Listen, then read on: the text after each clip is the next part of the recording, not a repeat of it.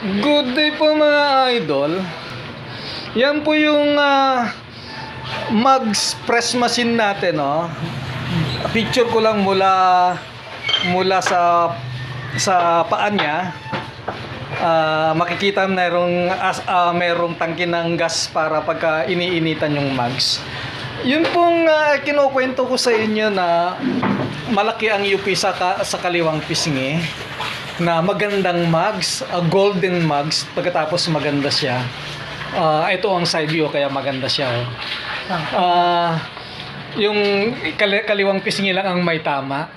I-close up ko po wala na pong tama. Ayan po. Ang pointer natin ay yung mismong pang-press. Yun na po ang pointer natin.